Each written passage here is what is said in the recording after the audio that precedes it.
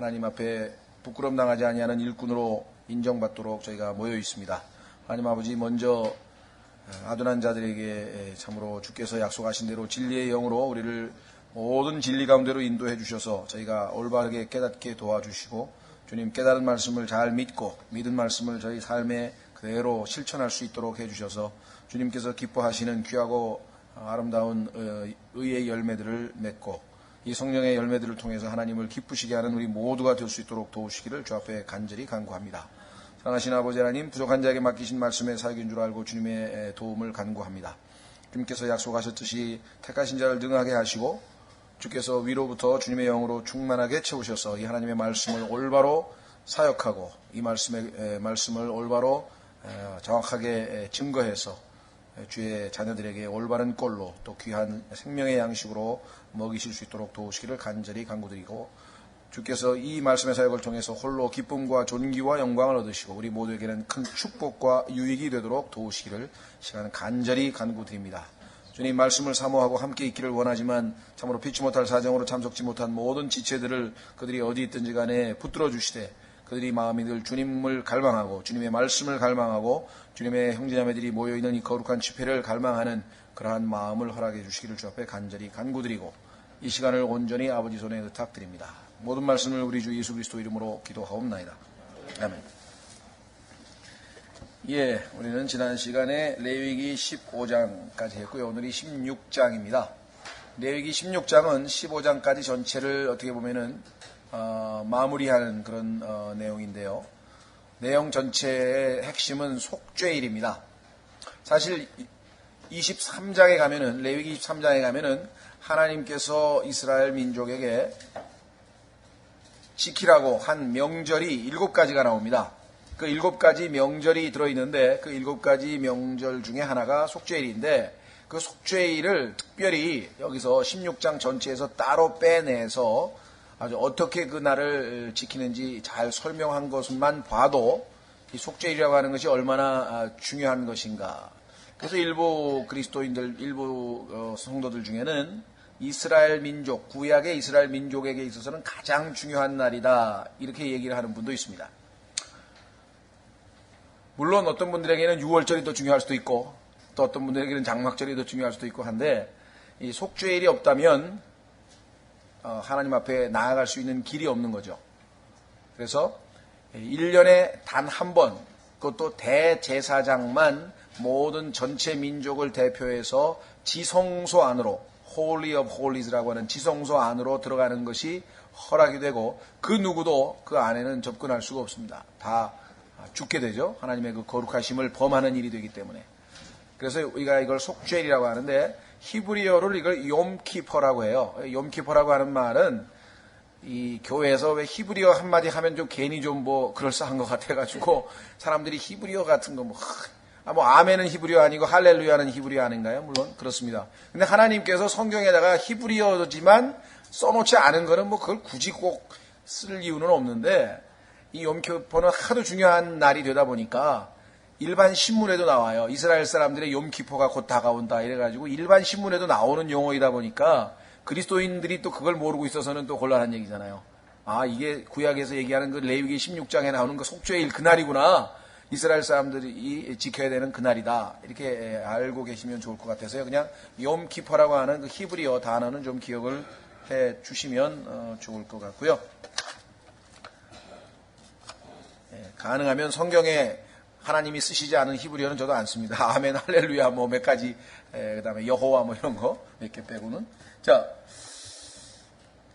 지난번에 레위기 전체는 아주 어떤 의미에서는 우리 신앙생활에 있어서 가장 중요한 핵심적인 내용이다 했는데, 왜냐하면 우리의 과거, 창세기에 우리의 과거가 나와 있죠. 그것은 우리가 죄로 말미암아 죽을 수밖에 없는 운명이 되어졌다는 것. 그래서 영어 킹제임스 성경으로 보면 이집트에서 우리말로는 그 어순이 다르지만 coffin in Egypt라고 하는 단어, 이집트 세상이죠. 관이라고 하는 것은 죽음을 나타내잖아요. 그래서 이집트에서 관에 묻혔더라, 담겼더라, 이렇게 해서 끝나죠, 창세기는. 그래서 하나님의 그 아름다운 천지 창조가 실패로 끝난 것처럼 보였지만, 그러나 하나님께서 출애굽 사건을 통해서 그 영원히 죽을 수밖에 없는 혼들을 구속하시는 그 내용이 바로 출애굽기죠. 그래서 우리가 신약에 유월절 어린 양이신 예수 그리스도가 그 예표로 등장하고 있고, 그러나 그것도 우리에게는 과거 일입니다. 그렇죠? 이미 구원받은 사람에게는 유월절 어린 양이신 예수 그리스도가 나의 구세주가 된 것은 이미 과거 일이라 이 말이죠. 그렇다면 지금 현재 이 땅에서의 우리의 삶, 이것을 예표해 주고 있는 것, 그것이 레위기, 민수기, 신명기이다 보니까 어떤 의미에서는 그 첫걸음이 되는 것. 왜냐하면 첫 단추를 잘못 끼우면 이건 안 되죠. 분명히 출애굽기를 거친 사람, 분명히 구속을 받은 사람, 분명히 하나님의 자녀가 된 사람, 분명히 구원받은 사람, 분명히 성령을 받은 사람, 하여간 뭐라고 표현하든 간에 우리가 예수 그리스도를 만나서 첫 출발이 시작이 된 사람에게 있어서 제일 중요한 것은 하나님 앞에 나아가는 겁니다. 하나님과의 교제가 제일 중요하거든요. 거기서 하나님께서 나에게 뭐 복음을 전하는 일을 시킬 수도 있고, 기도하는 일도 시킬 수 있고, 아니면 뭐 다른 뭐를 하든지 간에 일단 제일 중요한 거는 자기가 나서서 뭘 막 자기 나름대로 일을 벌리는 것이 아니라 하나님 앞에 나아가서 하나님과의 교제를 통해서 하나님의 뜻을 알고 하나님을 드높이고 하나님께 경배하고, 그렇죠? 그래서 그 하나님께 나아가는 방법을 제시해 주는 것, 구약의 이스라엘 백성들이, 그게 레위기예요. 그리고 17장서부터 27장까지는 그 하나님께 나아간 사람이 하나님과 계속해서 지속적으로 동행할 수 있는 법을 가르쳐주는 책이니까 정말 그야말로 우리에게는 아주 중요한 책이 되겠죠. 그렇죠? 자, 그래서 하나님께 나아가는 방법은 1장서부터 7장까지 헌물을 하나님 앞에 가지고 나아간다. 그래서 그 헌물이 예수 그리스도의 십자가의 사건과 얼마나 밀접한 관계가 있고 또 우리의 신앙생활과 얼마나 밀접한 관계가 있는지를 비교적 우리가 상당히 자세하게 공부를 했고, 그 다음에 8장, 9장에 가서는 제사장들의 역할. 왜냐하면 오늘날은 우리가 제사장이죠. 예수 그리스도께서 우리를 제사장으로 삼으셨으니까. 구약에서는 제사장들이 있어야 하나님과 중간에 백성과의 중재자 역할을 할 수 있죠. 8장, 9장의 내용이었고, 10장은 제사장들이 실수한 것이에요. 하나님께서 주신 불로 그걸 가지고 제물을 태우고 하나님께 헌물을 바쳐야 되는데, 하나님 앞에 향을 피워야 되는데 그리하지 아니하고 주제넘게도 아론의 두 아들이 하나님께서 주시지 않은 이상한 불, 오늘날 영적으로 우리에게 적용하자면 영과 진리로 하나님께 경배하라 그랬는데 그러지 아니하고 자기의 어떤 감정이나 기분이나 아니면 진리가 아닌 어떤 잘못된 것으로 그런 식의 경배를 한다 이 말이죠. 이런 것들이 구약에서도 예표로 잘못된 예배의 모습이 10장에 나와 있고, 그 다음에 11장서부터 15장까지가 지난주에 우리가 공부한 것인데, 이것은 뭐냐면 백성들이 하나님 앞에 나아가려면 정결하지 않고는, 우리도 만약에 내가 죄가 있다면 죄를 자백해서 깨끗함을 얻고 그 다음에 하나님을 부르고 기도하고 또 뭐 예배에 참석할 수 있고 또 만찬에 참여할 수 있고, 이 모든 것들은 정결이 전제된 것이기 때문에 그 정결에 관해서 공부를 했는데 11장에는 정결한 음식을 먹어야 된다. 구약은 복잡하죠, 오늘날보다는. 그 다음에 우리가 11장에서는 그 음식에 대한 얘기가 나왔고요. 그 다음에 12장에서는 뭐가 나왔습니까?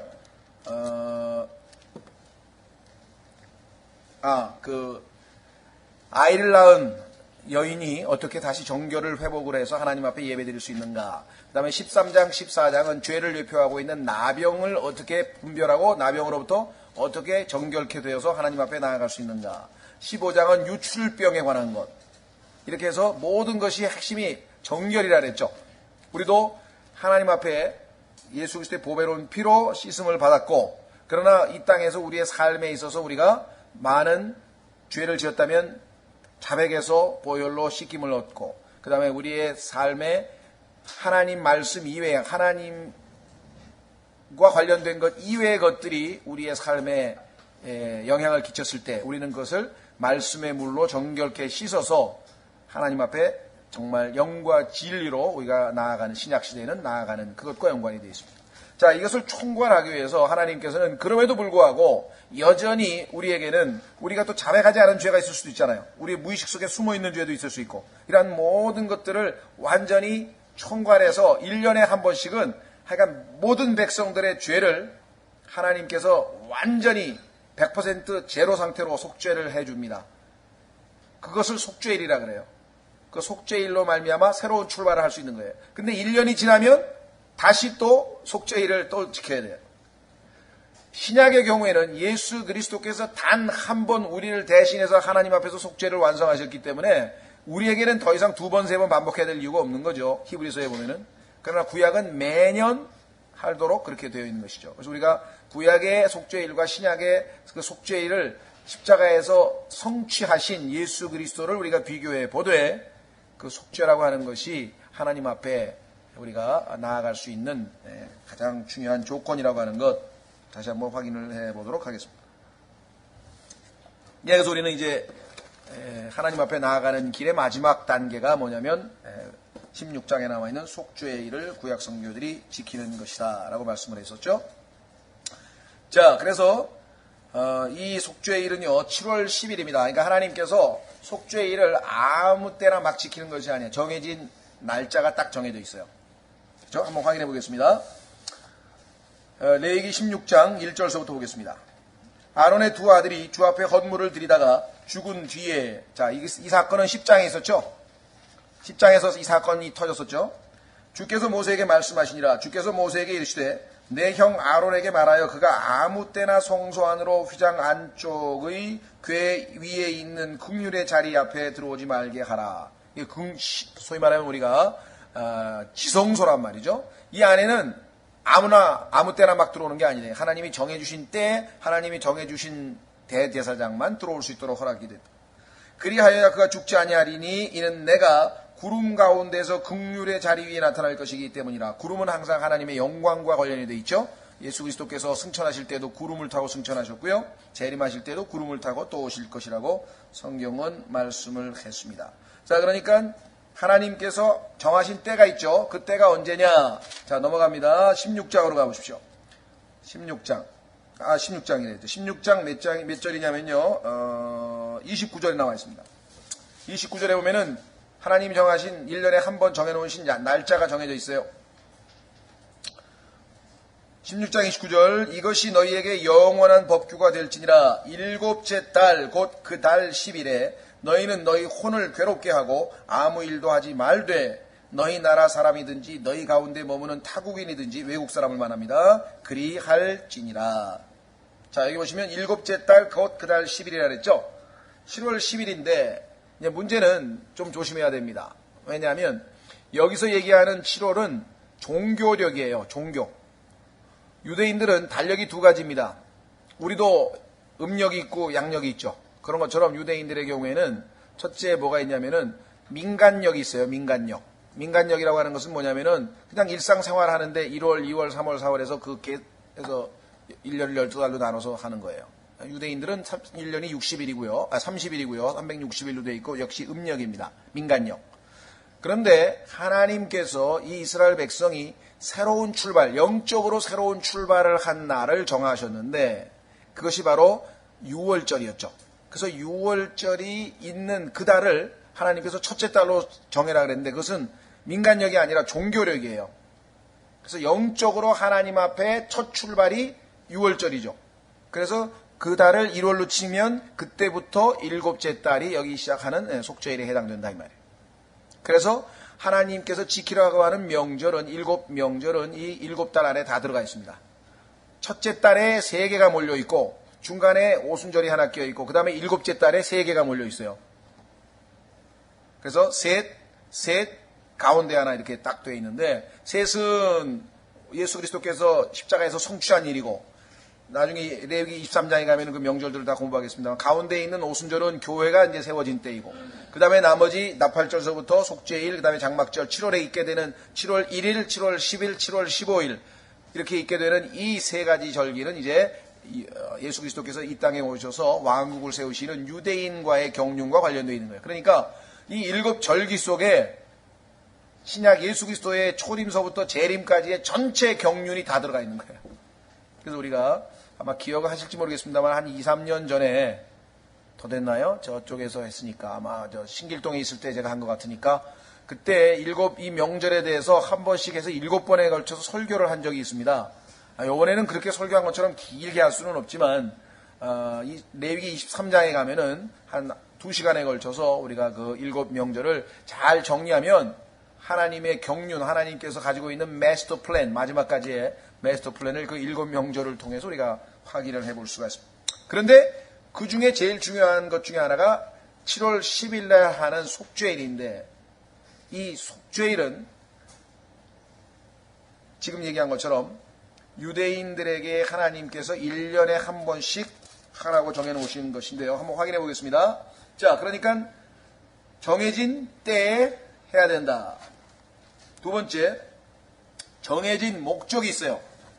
왜 이것을 속죄일을 지켜야 되느냐? 그 목적은 뒤에 30절부터 나와 있습니다. 순서로 돌아갑니다. 첫 번째는 정해진 때가 있어야 된다. 그 다음에 하나는 하나님이 정해놓으신 목적이 있다. 이 속죄일을 지키는 목적은 뭐냐? 30절에서 34절까지 나와 있습니다. 16장 30절에서 34절.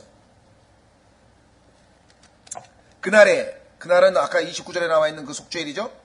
제사장이 너희를 위해 속죄하여 너희를 정결하게 하리니 이로써 너희가 너희 모든 죄에서 떠나 주 앞에 정결하게 되리라. 이렇게 해서 새로운 시작이 되는 거예요. 자, 아까 제가 말씀드렸는데 종교력으로는 이날이 7월 달이라 그랬죠. 근데 민간력으로 보자면 이날이 1월 달이에요. 1월 달. 6개월간의 차이가 있어요. 근데 우리는 1월 달이면 새로운 시작이죠.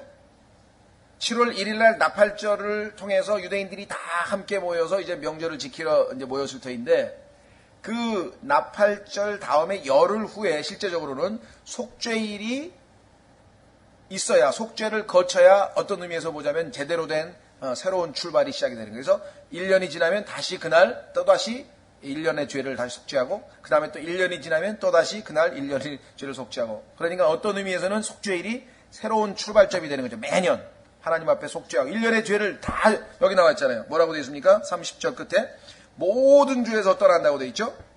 그날에 제사장이 너희를 위해 속죄하여 너희를 정결하게 하리니 이로써 너희가 너희 모든 죄에서 떠나 주 앞에 정결하게 되리라. 그날은 너희에게 안식하는 안식일인즉 너희는 너희 혼을 괴롭게 하되 영원한 법규에 따라 그리할지니라. 우리 그리스도인들도 마찬가지죠. 하나님 앞에 정결케 되는 첫 번째는 회개죠. 회개라고 하는 것이 즐거운 일은 아니죠. 그렇죠? 회개가 전제되고 그 다음에 믿으라 그랬어요.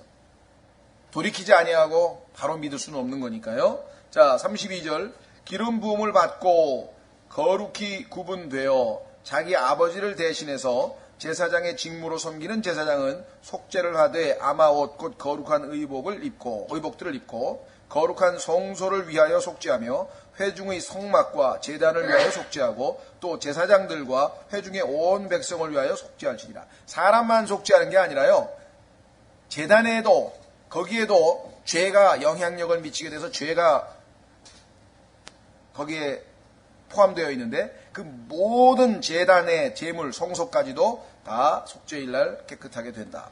34절. 이것은 이스라엘 자손의 모든 죄로 인해 그들을 위하여, 자, 중요합니다. 한 해에 한 번 속죄하기 위해 너희에게 영존하는 법규가 될지니라. 아론이 주께서 모세에게 명령하신 대로 행하니라. 자, 그러니까 우리는 두 가지를 봤습니다. 하나님께서 정해놓으신 7월 10일 날 막 하면 아무 때나 하면 안 된다.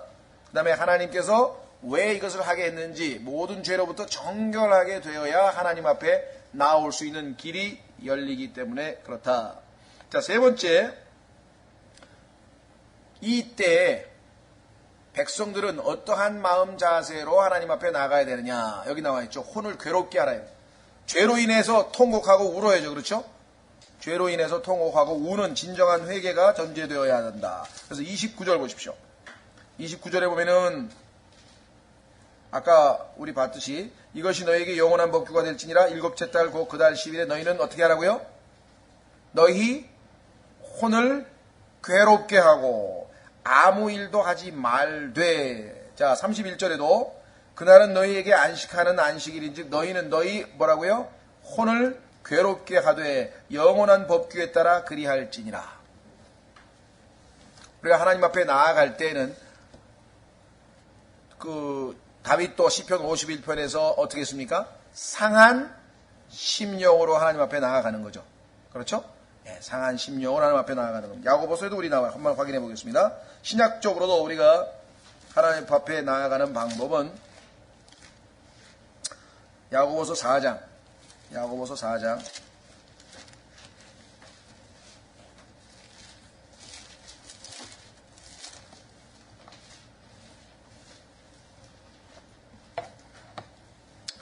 하나님 앞에 우리가 나아갈 때 첫 번째 하는 것은 항상 우리 자신을 돌이켜보면 하나님 앞에 뭔가 부족해도 부족하고 뭔가 잘못해도 잘못했고 뭔가 있어요. 그렇기 때문에 우리가 우리 자신을 하나님 앞에 회개하고 그 다음에 하나님께서 나를 받아주신 것에 대해서 감사하고 기뻐하고 즐거워하고 이게 그 다음이죠. 자, 야고보서 4장에도 보시면 8절 하나님께 가까이 나아가라. 그리하면 그분께서 너희에게 가까이 오시리라. 너희 죄인들아 너희 손을 정결하게 하라. 두 마음을 품은 자들아 너희 마음을 순결하게 하라. 다 속죄일과 연관이 되어 있죠. 속죄일과 영적으로 다 연관이 되어 있습니다. 9절 고난을 받고 애곡하며 슬피 울지어다. 너희 웃음을 애곡으로 너희 기쁨을 근심으로 바꿀지어다. 자, 시편 51편 들어갑니다. 다윗이 하나님 앞에 나아갔을 때도 동일한 마음 자세로 올바른 마음 자세로 나아갔다. 시편 51편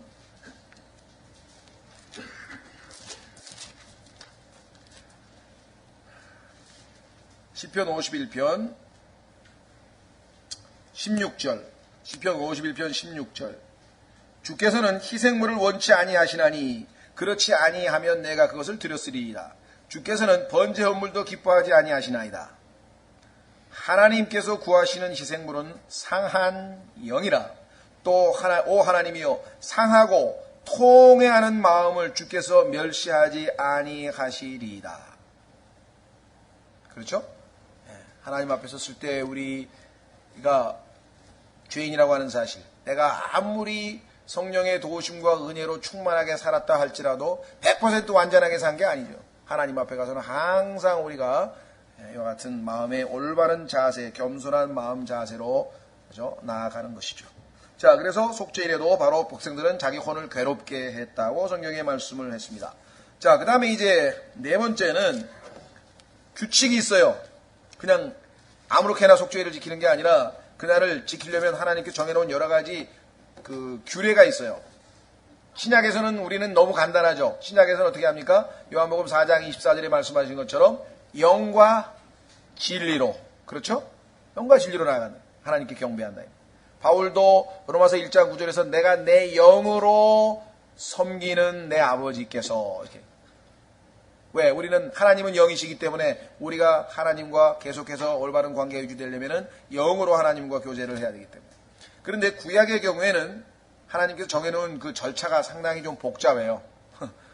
자, 한번 보겠습니다. 16장 3절부터 3절서부터 28절까지 이게 아주 깁니다. 상당히 다양한 여러 가지 절차가 있는데 한번 쭉 읽어보겠습니다.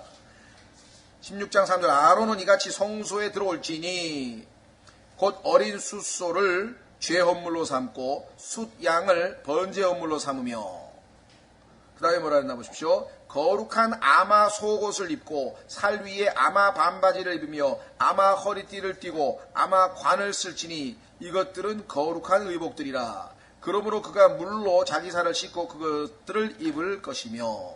자, 여기 보시면 제 대제사장이 평상시에 입고 있던 옷이 아니라 그것을 벗고 그거는 하나님께 여기 머리에 하나님께 영광 거룩 뭐 해가지고 막 흉패 그다음에 뭐 보석을 달려 있고 정말 하나님을 백성들 앞에 대표하는 그런 아주 놀라운 아주 영광스러운 의복들이잖아요.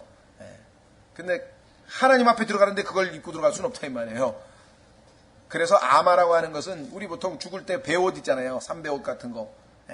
겸손을 나타내는 거예요. 그래서 옷을 벗고 아마 옷으로 갈아입고 그 다음에 깨끗하게 씻고 입었죠. 씻고. 그러니까 이것도 역시 하나님 앞에서 자신을 거룩하게 하는 과정을 거친 다음에 자, 우리도 예수 그리스도께서도 성경에 보면은 하늘에 있는 영광스러운 자신을 버리고 이 땅에 무명한 자로 오셨잖아요.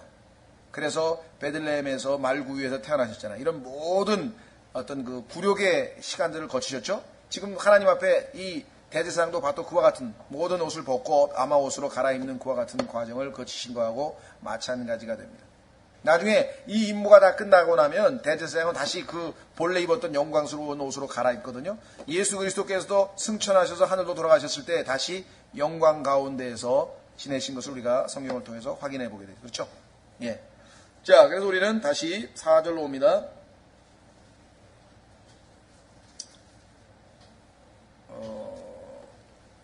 죄송합니다. 16장, 우리가 지금 몇 절까지 했죠? 4절까지 했죠? 5절, 이스라엘 자손의 회중에게서 죄 헌물로 숫 염소 새끼 2마리와 그 다음에 번제 헌물로 숫 양 1마리를 취할지니라. 아론은 자기를 위한 죄 헌물로 자기의 숫소를 들여서 자기와 자기 집을 위하여 속죄하고.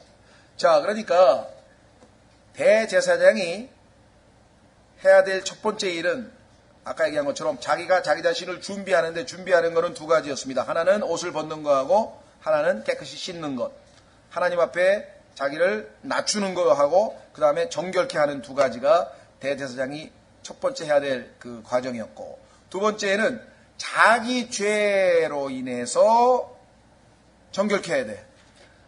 예수 그리스도께서는 죄가 없으신 분이기 때문에 자기 자신을 위하여서 죄 헌물을 하나님 앞에 드려야 될 이유가 없어요. 그러나 이 대제사장은 인간이기 때문에 자기 죄값을, 자기 죄부터 먼저 속죄를 하고 난 다음에 백성들의 죄를 속해야 됩니다. 여러분들, 이 내용이 히브리서에 정확하게 기록되어 있습니다. 한번 확인해 보겠습니다. 히브리서 7장으로 가보십시오. 히브리서 7장에 가면은 예수님께서 아론보다도 더 뛰어난 제사장, 아론하고 예수님을 비교해 볼 때 예수님이 더 뛰어난 분이라고 하는 것을 입증하는 방법 중에 하나가, 아론은 자기 죄부터 먼저 해결해 놓고 그 다음에 백성의 죄를 해결해야 되는데 예수님은 자기 죄가 없으신 분이기 때문에 그럴 필요가 없다고 기록을 해요. 자, 히브리서 7장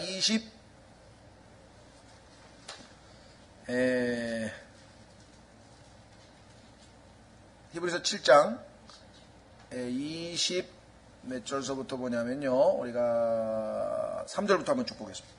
참으로 그 제사장들의 수가 많은 것은 그들이 죽음으로 인해 항상 잊지 못하였기 때문이로되. 그렇죠? 대제사장이 죽으면 그 다음에 그 후손, 그 아들, 맏아들이 또 대제사장이 돼야 되잖아요. 그런데 예수님은 죽으실 필요가 없잖아요. 안 죽는 분이시잖아요. 24절, 이 사람은 예수님이에요. 항상 계심으로 변할 수 없는 제사장 직분을 소유하시느니라. 훨씬 우월하죠? 25절, 그러므로 그분께서 항상 살아계셔서 그들을 위해 중보하심을 보건대 그분은 또한 자기를 통하여 하나님께 나오는 자들을 끝까지 구원하실 수 있느니라. 이러한 대제사장께서는 우리에게 합당한 분이셨으니 그분은 곧 거룩하시고 해가 없으시고 더러움이 없으시고 죄인들로부터 분리되시고 하늘들보다 더 높이 되셨느니라. 자, 해가 없으시고 거룩하신 분이죠. 27절, 그분께서는 저 대제사장들과 같이, 레위기에 나오는 저 대제사장들과 같이 먼저 자기의 죄들로 인하여 날마다 희생물을 드리고 그 다음에 백성의 죄들로 인하여 희생물을 드릴 필요가 없으시니 이는 그분께서 친히 자신을 드리실 때에 이 일을 단 한 번에 행하셨기 때문이라. 율법은 연약함을 가진 사람들을 대제사장들로 삼거니와, 대제사장도 연약한 인간이에요. 죄인이에요. 그렇기 때문에 자기 죄부터 해결해야 돼. 예수님은 그러실 필요가 없다. 율법이 있은 뒤에 하신 맹세의 말씀은 영원무궁토록 거룩히 구별된 아들을 대제사장으로 삼으셨느니라. 신약의 대제사장 되시는 우리 그리스도께서는 자기 죄값을 치르실 이유가 없다. 자, 그래서 우리는 레위기에서 이미 먼저 자기 죄부터 해결하는 대제사장의 모습을 확인을 해 보았습니다. 그게 11절서부터 14절까지 기록되어 있어요. 보십시오. 11절, 아론은 레위기 16장 11절, 자기를 위한 죄 헌물의 숫소를 가져다가 자기와 자기 집을 위하여 속죄하고 자기를 위한 그 죄 헌물의 숫소를 잡고 주 앞의 제단에서 불타는 숯불이 가득한 향로를 취하며 또 곱게 간 향기로운 향을 두 손에 가득 담아 휘장 안으로 가지고 들어가. 지성소입니다. 주 앞에서 불 위에 그 향을 두어 향의 연기가 증언 위에 있는 긍휼의 자리를 덮게 할지니 그리하여야 그가 죽지 아니하리라. 그는 또 숫소의 피를 취하여 손가락으로 긍휼의 자리 위에 동쪽으로 뿌리고 또 손가락으로 그 피를 긍휼의 자리 앞에 7번 뿌릴지니라. 이것이 대제사장이 자기 자신을 위해서 지성소 안에 들어가서 먼저 자기 죄부터 먼저 해결하는 거예요. 그렇죠? 자, 그러면 대제사장이 자기 자신을 위해서 해결했다. 그 다음에는 이제 백성의 죄를 또 해결해야 되겠죠. 자, 그래서 우리는 백성의 죄 헌물을 바치는 제사장의 모습 7절서부터 보겠습니다. 7절 또 그 두 마리 염소를 취하여 회중의 성막문에서 주 앞에 그것들을 보일지니라. 또 아론은 그 두 마리 염소를 두고 제비를 뽑되 한 제비는 주를 위하여 다른 제비는 속죄 염소를 위하여 할 것이며. 자, 염소 두 마리를 죄 헌물로 바치는데 제비를 뽑아서 하나는 죽여서 하나님께 바치고 하나는 살려서 광야로 내보내기 위한 것이에요. 자, 9절 아론은 주를 위하여 제비 뽑은 염소를 가져다가 죄 헌물로 드리려니와. 이것이 이제 백성들을 위한 죄 헌물이에요. 아까는 숫소를 자기 자신을 위해서 바쳤죠. 숫소. 이번에는 염소. 10절 제비 뽑아 속죄 염소가 된 염소는 산채로 주 앞에 보였다가 그것으로 속죄하기 위하여 그것을 속죄 염소로 광야로 보낼지니라. 자, 하나는 죽이고 하나는 살리고. 왜 그렇습니까? 예수 그리스도께서 우리를 대신해서 십자가에서 죽으셨죠. 그러니까 그 속죄 염소의 역할도 담당하셔야 되고, 그렇죠? 예수 그리스도께서 우리의 죄를 지시고 어디로 가셨어요? 성경에 보니까 지옥으로 가셨대게. 그래서 여기도 속죄 염소처럼 죄를 지고 지금 가야 되는 그 두 가지 역할을 해야 되기 때문에 여기 속죄 염소가 두 마리가 필요하다고 성경의 말씀을 하고 있습니다. 자, 15절서부터 22절까지가 이제 그 양을 하나님께 바치는 장면이에요. 15절 그 뒤에 그는 또 백성을 위한 죄 헌물의 염소를 잡아 그 피를 가지고 휘장 안으로 들어가서 그 숫소의 피로 행한 것 같이, 숫소는 아까 자기를 위해서 잡은 겁니다. 그거하고 똑같은 방식으로 그 피를 통하여 긍휼의 자리 위와 긍휼의 자리 앞에 그것을 뿌릴지니 곧 그는 이스라엘 자손의 부정함과 그들의 모든 죄로 말미암은 범죄들로 인해 성소를 위하여 속죄하고 또 부정함 가운데 거하는 자들 속에 머무는 회중의 성막을 위하여 그와 같이 할지니라. 그가 성소에 속죄하러 들어가서 자기와 자기 집안과 이스라엘 온 회중을 위해 속죄하고 나오기까지는 아무도 회중의 성막에 있지 못할 것이며 그는 주 앞의 제단으로 나와서 그것을 위하여 속죄할지니 곧 그 숫소의 피와 염소의 피를 취하여 제단의 뿔들에 돌아가며 바르고 또 손가락으로 그 피를 그 위에 7번 뿌려서 이스라엘 자손의 부정함으로부터 제단을 정결하게 하며 거룩하게 할지니라. 이렇게 해서 속죄일을 날 속죄 행사가 자기를 위해서 백성을 위해서 두 가지가 다 맞춰지게 되는 것이죠. 이 내용이 여러분 잘 아시는 요한복음에 보면은 침례인 요한의 아버지 사가랴가 이 임무를 수행하러 들어갔다가 거기서 천사를 만나가지고 갑자기 불신으로 말미암아 자기 아들 태어날 것에 대해서 믿지 못함으로 벙어리가 된 사건이 이거예요. 이 속죄일을 하러 들어갔던 날이었었어요. 대제사장께서 그 지성소 안으로 들어갔던 그 사건이었죠. 자, 그래서 우리는 20절서부터 21절까지, 20절서부터 22절까지 보십시오.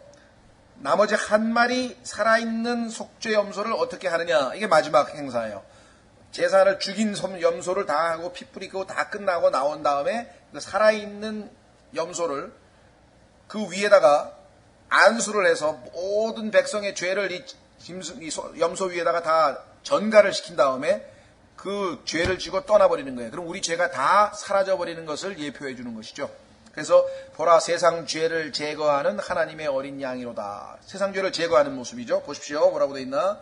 20절 또 그는 성소와 회중의 성막과 제단을 위하여 화해하기를 마친 뒤에 살아있는 염소를 가져갈지니라. 아론이 살아있는 염소의 머리에 두 손으로 안수하고 그 염소를 향해 이스라엘 자손의 모든 불법과 그들의 모든 죄로 말미암은 범죄들을 자백하며, 안수한 다음에 자백하면요 하나님께서 그 모든 죄가 염소에게로 다 넘어간 것으로 간주해 주시는 것이죠.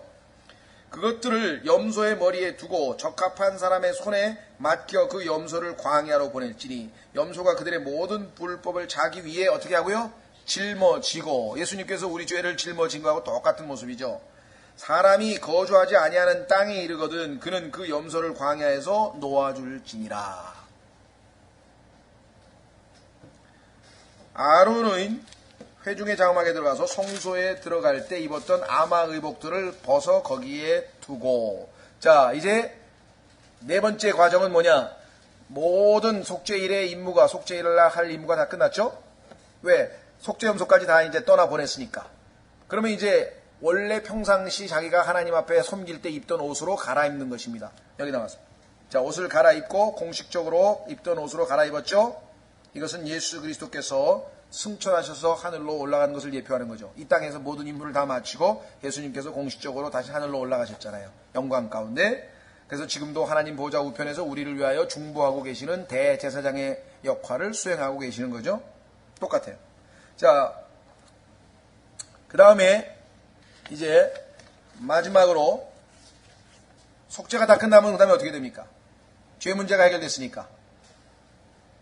죄 문제가 다 해결된다면 우리는 하나님을 위해서 우리 자신을, 우리의 산 희생물 우리 자신을 내어주듯이, 우리가 헌신하듯이 이스라엘 백성들도 헌신을 의미하는 번제 헌물을 마지막으로 바치게 되는 겁니다. 보십시오. 24절. 거룩한 곳에서 물로 자기의 살을 씻고 자기 의복들을 입고 나와서 자기의 번제 헌물과 백성의 번제 헌물을 드려 자기와 백성을 위하여 속죄하고.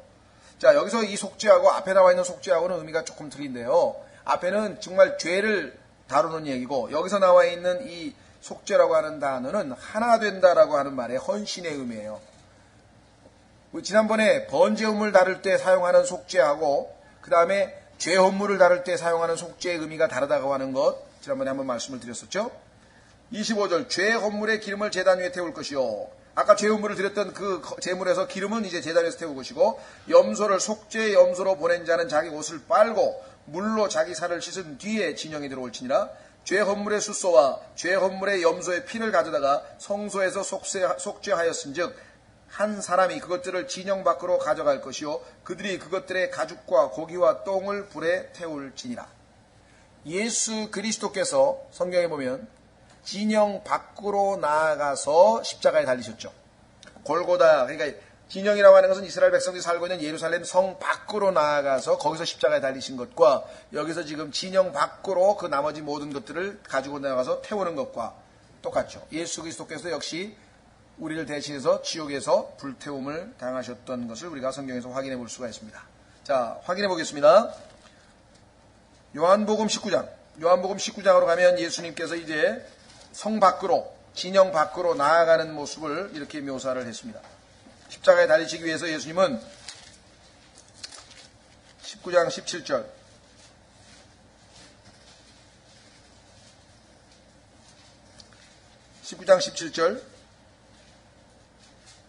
요한복음 19장 17절.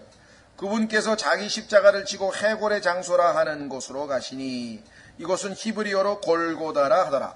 히브리어로 골고다고요. 그 다음에 헬라어로는 갈보리라 그래요. 갈보리.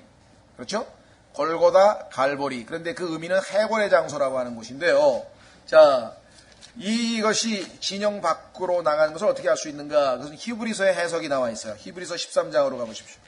히브리서 13장으로 가시면 예수님은 사람들이 모여 살고 그 다음에 중요한 사람들이 거하는 시내, 소위 말하면 다운타운, 이 시 안에서가 아니라 바깥으로 내보내져서 처형당하는 것을 보게 되는데요. 우리 그리스도인도 예수님께서 진영 밖에서 고난을 당하신 것처럼 우리도 뭐예요? 제도권 교회 안에서 인정받는 게 아니라 그 바깥으로 나아가서 십자가를 지고 주님을 따르라고 우리에게 명령하고 있다. 보십시오 한번. 히브리서 13장 10절. 우리에게 제단이 있는데 성막을 섬기는 자들은 제단에서 나오는 것을 먹을 권리가 없느니라. 11절. 그 짐승들의 피는 죄로 인하여 대제사장이 성소 안으로 가지고 들어가고 그것들의 몸은 여기 나와 있네요. 지금 설명하고 있죠. 그것들의 몸은 뭐라고요? 진영 밖에서, 아까도 나왔죠. 진영 밖에서 불사르르나니. 12절. 그러므로 예수님께서도 친히 자신의 피로 백성을 거룩히 구별하시려고, 그 다음에 뭐라 그랬어요? 성문 밖에서, 아까도 진영 밖에서, 성문 밖에서 고난을 당하셨느니라. 13절. 그런즉 우리 그리스도인들도 그분의 치욕을 짊어지고 진영 밖에 계신 그분께로 나아가자. 우리 그리스도인들이 가는 길은 십자가의 길이죠. 이 땅에서 세상으로부터 또 종교계로부터 인정받는 그런 길이 아닙니다. 예수님께서 진영 밖으로 나가신 것과 마찬가지로 우리 그리스도인들도 고난을 짊어지고 고난과 함께 예수 그리스도께로 성문 밖으로 나아가자고 성경은 말씀을 하고 있죠. 자, 그래서 레위기 다시 16장으로 돌아옵니다. 레위기 16장으로 돌아옵니다. 자, 우리는 레위기 16장 3절서부터 28절까지 하나님께서 정해놓으신 절차에 따라서 속죄를 해야 된다. 자, 우리 그리스도인들도 하나님께서 정해놓으신 절차, 규칙이 있죠. 그래서 성경에 보니까 법대로 하지 아니하면, 규칙대로 하지 아니하면 우리가 하나님으로부터 상을 받을 수 없다고 성경에 얘기했고, 영과 진리로 하나님께 경배하라고 했고, 또 영으로 내가 하나님 아버지를 섬긴다고 했고, 그렇죠? 예. 그래서 육체를 따라 살지 아니하고 성령을 쫓아 살아야 된다고 성경이 얘기하고 있고, 이것이 지금 구약의 이 이스라엘 백성들이 대제사장을 통해서 하나님 앞에 나아가는 그 절차인데, 그 절차가 우리에게는 이렇게 영적인 모습으로 묘사되어 있다. 자, 그렇다면 이제 마지막으로 이 속죄일을 우리가 다 살펴봤는데요. 레위기 16장을 마무리 지으면서 우리가 한 가지 배워야 될 것, 그것은 뭐냐? 이 속죄일은 매년 이스라엘 백성들의 죄를 속하는 것이지만 마지막 예수 그리스도께서 재림하실 때 이 땅에서 이스라엘 백성들이 하나님 앞에 진정으로 속죄하는 그 속죄일을 미래적, 예언적으로 보여주고 있다. 자, 지금도 예수 그리스도를 거부했죠, 유대인들이. 그래서 예수님께서 이 땅에서 천국을 세우고 싶어도 세우지 못하시고 이제 승천하셨어요. 그리고 다시 이제 천국을 세우러, 그것이 천년 왕국인데 그 천국을 세우러 다시 이제 오시게 될 터인데, 그 오시게 되는 날이 성경에 보면은 장막절과 일치한단 말이죠. 예수님이 바로 하나님의 성막이잖아요. 그러면 예수님께서 재림하시는 그 장막절이 15일인데 그 전에 10일 날이 속죄일이에요. 다시 말하면 재림하시는 예수님을 이번에는 이스라엘 백성들이 어떻게 해요? 초림 때와는 달리 메시아로 영접을 하여서 그분을 왕으로 모신다 이 말이에요. 초림 때는 거부했잖아요. 그러려면 어떻게, 뭐가 전제해야 돼요? 장막절 전에 뭐가 필요해요? 지금처럼 7월 15일이 장막절이 일주일이 축제가 시작이 되는데 그 전에 7월 10일 날 속죄일이 필요했죠. 마찬가지예요. 그러니까 이 속죄일은 뭐냐면 예수 그리스도께서 재림하실 때 이스라엘 백성들이 하나님 앞에서 진정으로 회개하는 것을 예표해주고 있다. 확인해 보겠습니다. 마태복음 24장. 마태복음 24장. 그래서 이 속죄일이 또 예언적인 의미를 지니고 있구나. 마태복음 24장.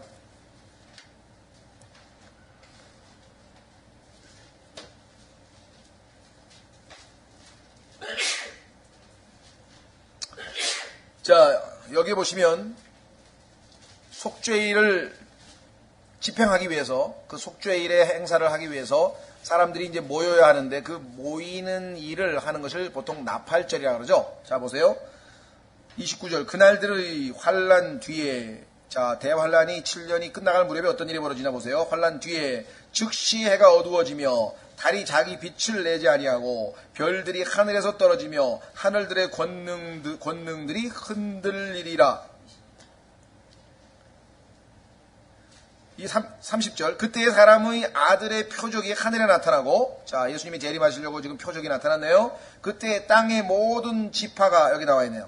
이스라엘 12지파를 얘기하는 거죠. 땅의 모든 지파가 애곡하며 사람의 아들이 권능과 큰 영광을 가지고 하늘의 구름들 가운데서 오는 것을 보리라. 그가 큰 나팔 소리와 함께 자기 천사들을 보내리니 그들이 그의 선택받은 자들을 하늘 이 끝에서 저 끝까지 사방에서 함께 모으리라.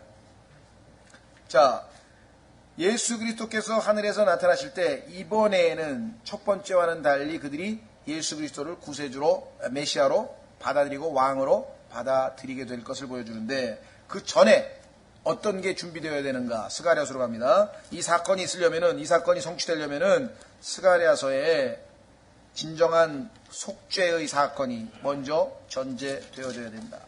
스가랴서 12장.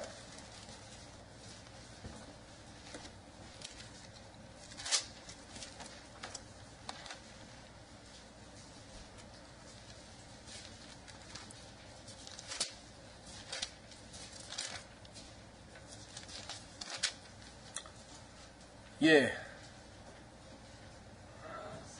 스가랴서 12장 찾으셨습니까?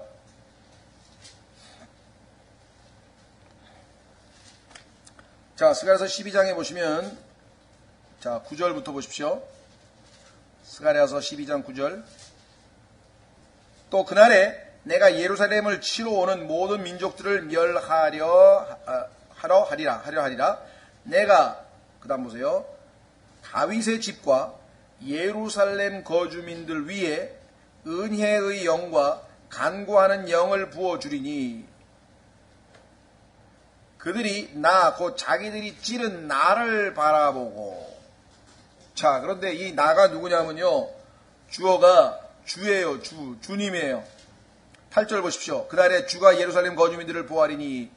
자, 구약시대에 까맣게 아주 굵은 글씨로 쓴 주는 여호와거든요. 그런데 그 여호와가 말씀하시는데 그들이 찌른 나를 바라보는데, 그런데 실제적으로 역사적으로 십자가에 찔림을 당하신 분은 예수 그리스도죠. 예수 그리스도가 구약의 여호와라고 하는 것을 입증할 수 있는 구절이죠. 그래서 예수 그리스도께서 구약의 여호와라고 하는 사실을 믿기를 원치 아니하는 잘못된 성경에는 이 구절을 나 대신에 그라고 다 고쳐놨어요. 구약의 여호와가 아니라 신약의 그분, 예수님이라 그러는 거죠. 그러나 성경은 지금 여기 나와 있는 것처럼 뭐라고 되어 있습니까? 자기들이 찌른 그를 바라보고 하고 되어 있습니까? 자기들이 찌른 그를 바라보고, 그러면은 이 말씀을 하고 계신 하나님께서 자기의 아들 되시는 예수님을 지칭하는 사람, 그런 거죠. 그런데 그게 아니라 여기는 지금 뭐예요? 그들이 찌른 나를 바라보고. 구약의 여호와 하나님이 누구예요? 예수 그리스도예요. 자, 그래서 그들이 찌른 나를 바라보고 사람이 자기 외아들을 위하여 애곡하듯 그를 위하여 애곡하며, 사람이 자기의 처음 난 자를 위하여 몹시 슬퍼하듯 그를 위하여 몹시 슬퍼하리로다. 자, 이스라엘 백성들이 아까 속죄일 때 어떻게 하라 그랬어요? 혼을 괴롭게 하라 그랬죠? 예. 여기 회개하는 장면이 나왔어요. 11절. 그날에 마치 무기또 골짜기에 하다 드릴몬에서의 애곡과 같은 큰 애곡이 예루살렘에 있으리라. 그래서 이스라엘 백성들이 애곡과 함께 회개할 때 하늘에서 표적이 나타나고 예수 그리스도께서 재림하시게 되죠. 그러면 어떻게 됩니까? 12절. 그 땅이 애통하되, 2000년 전에 우리 조상이 죽였던 십자가에 못 박았던 그분이 바로 이분이다 이 말이에요. 그래, 애통할 수밖에 없었죠. 자기들의 죄를 회개하려면. 12절. 그 땅이 애통하되 가족마다 따로 애통하리니 곧 다윗의 집 가족이 따로 하고 그들의 아내들이 따로 하며, 나단의 집 가족이 따로 하고 그들의 아내들이 따로 하며, 레위의 집 가족이 따로 하고 그들의 아내들이 따로 하며, 시므이의 가족이 따로 하고 그들의 아내들이 따로 하며, 남은 가족도 가족마다 따로 하고 그들의 아내들도 따로 하리라. 이 사건이 우리가 지금 본 속죄일이 예표하고 있는 사건이다. 미래적으로 예표하고 있는 사건이라고 하는 것이죠. 자, 그래서 이제 13장 1절에 그날에 죄와 더러움을 씻기 위한 셈이 다윗의 집과 예루살렘 거주민을 위해 열리리라. 속죄가 완성이 된 거 아니에요. 그렇죠? 자, 그러면 이제 속죄를 받아들여서 속죄가 끝났으니까 예수님이 이제 대제사장이 바깥에서 나오듯이 대제사장이 그 안에서 영광스러운 옷으로 갈아입고 다시 나타나듯이 예수 그리스도께서 하늘에서 지금 내려오시고 계신 거죠. 내려오시면 어떤 일이 벌어지나 보십시오. 13장 2절. 만군의 주가 말하노라. 그날에 내가 그 우상들의 이름들을 그 땅에서 끊어 그것들이 기억되지 못하게 하며 또 대언자들과 부정한 영을 그 땅에서 사라지게 하리라. 예수님이 오시면 그 땅에 있었던 그 적그리스도의 통치하에서 이스라엘 백성들이 겪었던 모든 고난도 끝나지만 그 적그리스도와 합해서 우상 숭배를 하던 모든 이방 민족들과 포함해서 모든 자들도 다 여기에 심판을 받게 되는 것이죠. 자, 예레미야 50장 20절로 가겠습니다. 거기에도 이제 예수 그리스도께서 재림하셔서 속죄하는 이스라엘 백성들에게 용서를 베푸시는 장면이 나옵니다.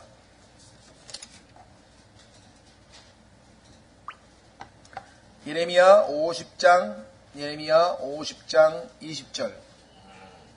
예레미야 50장 20절 보세요. 주가 말하노라. 그날들과 그때에 이스라엘의 불법을 찾을지라도 아무것도 없을 것이며, 다 속죄가 끝났어요. 이제 불법을 찾아도 아무것도 없을 것이며, 유다의 죄들을 찾을지라도 찾지 못하리니 내가 남겨놓은 자들을 내가 용서하리라. 남은 자들 계시록에 보면 14만 4천 명, 주님을 메시아로 받아들이며 회개하는 자들, 금방 우리 스가랴에서 읽었죠. 이러한 자들을 용서하시겠다. 자, 마지막으로 한 구절 찾고 쉬겠습니다. 17장으로 들어가는데요. 사도행전 13장. 사도행전 13장 보십시오.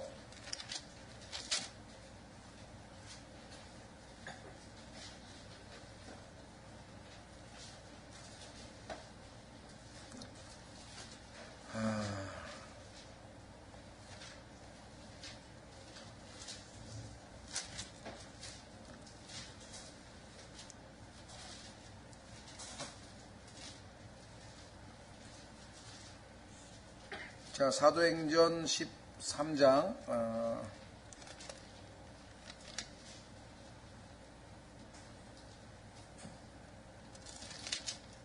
잠깐만요. 사도행전,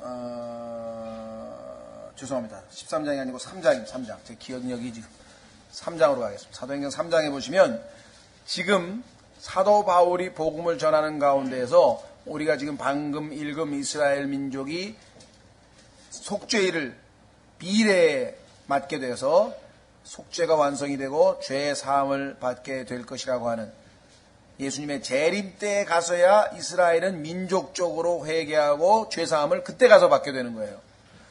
오늘날 유대인이 죄 사함을 받으려면 우리처럼 예수님을 믿으면 돼요.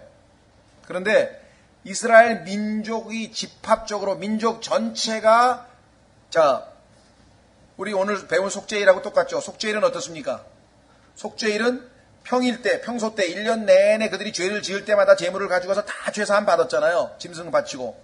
했지만 그러나 민족 전체가 죄사함을 받기 위해서는 속죄일을 정해서 대제사장에 한번 들어가야 되는 것처럼 지금도 유대인들은 오늘날 이 시간, 이 시대에 구원받고 싶으면 얼마든지 우리처럼 예수 그리스도를 믿고 구원 얻어서 하나님의 백성이 되면 돼요. 교회 안에, 예수 그리스도의 몸된 교회 안에 들어갈 수 있어요.